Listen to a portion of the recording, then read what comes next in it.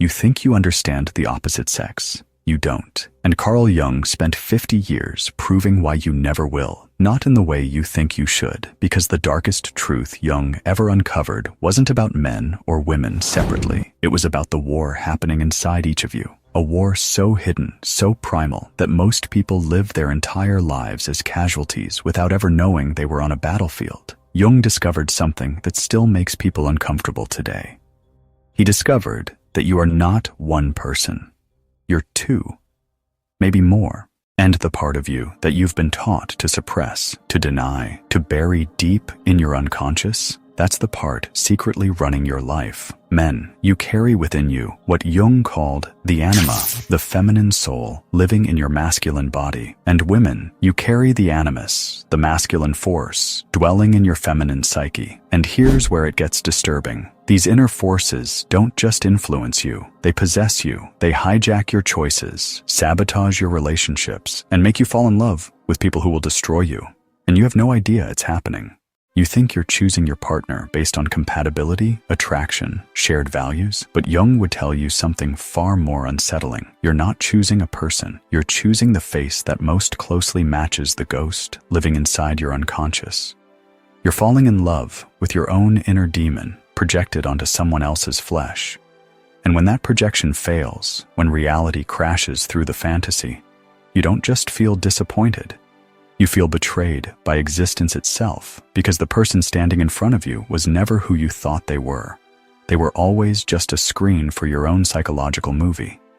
Most people can't handle this truth. They'd rather believe in soulmates, in destiny, in the one, because the alternative, that you've been chasing your own shadow your entire life, is too much to bear. But Jung didn't care about your comfort. He cared about your freedom. And freedom, he taught, only comes through what he called individuation, the brutal process of making the unconscious conscious, of meeting the stranger living inside you and learning to shake hands with them instead of running away. Here's what Jung observed that most people will spend their whole lives denying. Men are not purely masculine. Women are not purely feminine.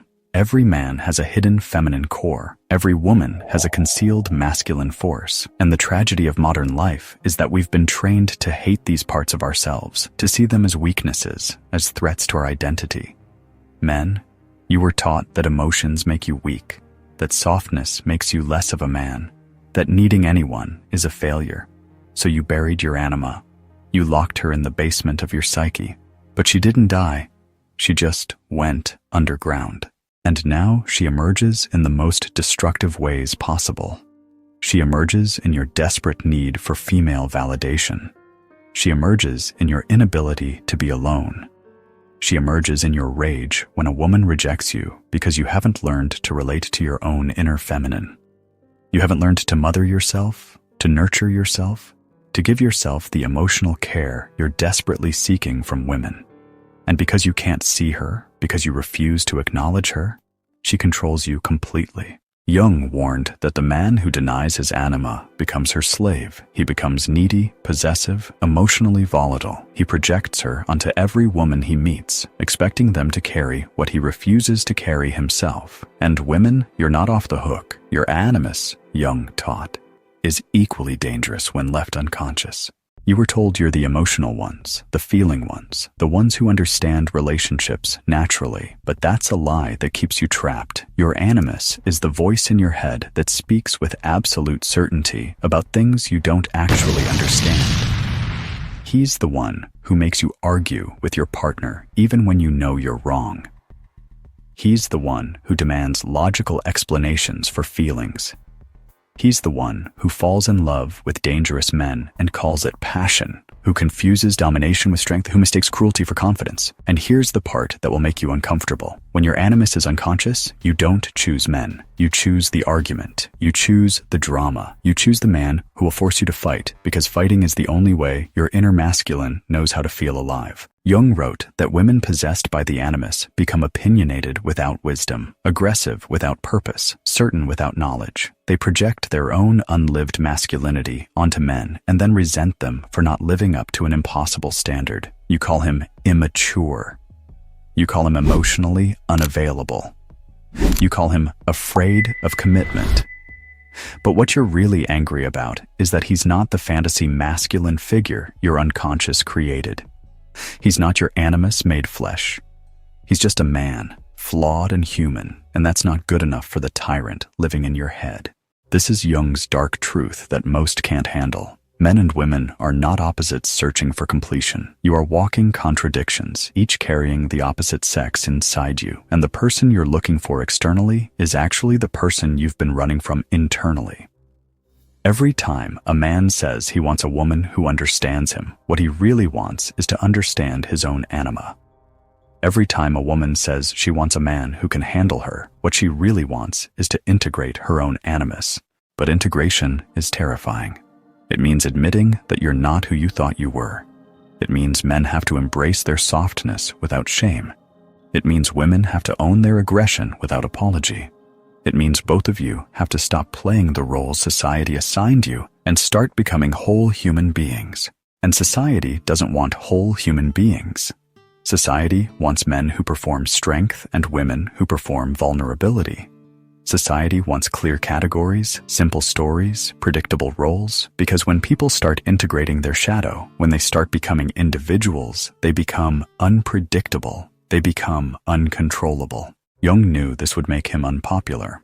He knew people would resist this message. Because admitting you carry the opposite sex inside you feels like an identity crisis. For men raised to be warriors, acknowledging the feminine feels like castration. For women raised to be nurturers, owning the masculine feels like betrayal. But here's what Jung understood that most people never will. The feminine in men is not weakness, it's depth. It's the ability to feel, to connect, to create, to intuit. And the masculine in women is not aggression, it's clarity, direction, purpose, discernment. The man who integrates his anima doesn't become soft, he becomes complete. He can be strong without being rigid. He can be vulnerable without being weak. He can love without losing himself. He can be alone without being lonely. And the woman who integrates her animus doesn't become harsh. She becomes whole. She can be nurturing without being self-sacrificing. She can be assertive without being aggressive. She can think clearly without losing her feeling nature. She can stand alone without being isolated. But most of you won't do this work. You'll keep projecting. You'll keep falling in love with ghosts. You'll keep blaming your partners for not being the fantasy you invented, because facing yourself is harder than blaming someone else. Jung called this shadow work, and he warned it's not for the faint of heart. It requires you to sit with every part of yourself you've been taught to hate. For men, it means crying without apology. It means admitting you're scared. It means accepting that you need people. It means being tender without feeling emasculated. For women, it means owning your anger without guilt. It means speaking your truth without softening it. It means taking up space without apologizing. It means being powerful without calling it bitchy. And when you start doing this work, people will not like it. Men who start honoring their anima will be called weak by other men. Women who start integrating their animus will be called difficult by other women because your growth threatens their illusions. The man who cries openly makes other men uncomfortable with their own suppressed emotions. The woman who speaks directly makes other women uncomfortable with their own suppressed power. But Jung didn't promise popularity. He promised freedom. Freedom from performing. Freedom from projection. Freedom from spending your entire life searching for someone to complete you when you were always meant to complete yourself. And here's the paradox that keeps most people trapped. You think integration means becoming androgynous, losing your masculine or feminine essence. But Jung taught the opposite. Integration makes you more of who you are, not less. The man who embraces his anima doesn't become feminine. He becomes deeply masculine in a way that includes and transcends. He becomes the warrior who can also weep, the protector who can also be vulnerable, the leader who can also listen. The woman who embraces her animus doesn't become masculine. She becomes deeply feminine in a way that includes and transcends. She becomes the nurturer who can also set boundaries, the lover who can also be independent, the feeling type who can also think clearly. This is what Jung meant by the divine marriage, the union of opposites within yourself, not out there in relationship, but in here, in the territory of your own soul. And when you achieve this, something miraculous happens. Your relationships transform. Not because you found the right person, but because you became the right person. You stop demanding that your partner carry your unlived life. You stop resenting them for not being your fantasy. You meet them as they actually are, not as a projection screen, not as a completion fantasy, not as a savior or a trophy, as another human being on the same brutal journey of becoming whole. And that kind of relationship, Jung taught, is rare because it requires two people who've done the work, two people who've met their shadow, two people who've integrated their contrasexual side, two people who can stand alone but choose to stand together. Most people never find this because most people never do the work. They stay in projection, they stay in fantasy, they stay angry at the opposite sex for not being what their unconscious demands. You see it everywhere. Men hating women for not being the perfect Anima figure. Women hating men for not being the perfect Animus figure. Both sides blaming each other, never realizing they're fighting with themselves. Jung spent his life trying to wake people up from this nightmare. He gave you the map. He showed you the territory. He warned you that the journey would be lonely, terrifying, and absolutely necessary. But most of you will ignore him.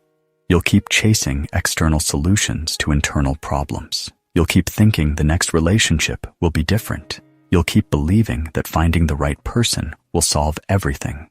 And Jung would shake his head and tell you what he told his patients for 50 years. The person you're looking for is you. The relationship you're seeking is with yourself. The integration you're avoiding is the only thing that will set you free. So what's it going to be? Will you keep projecting? Keep performing, keep pretending you're one-dimensional, or will you have the courage to meet the stranger inside you, the opposite sex living in your psyche, the shadow you've been running from your entire life? Because until you do, every relationship will be a repetition. Every partner will be a projection. Every love will be a lie you tell yourself to avoid the one person you're truly afraid to meet. Yourself. Whole, integrated, terrifyingly free.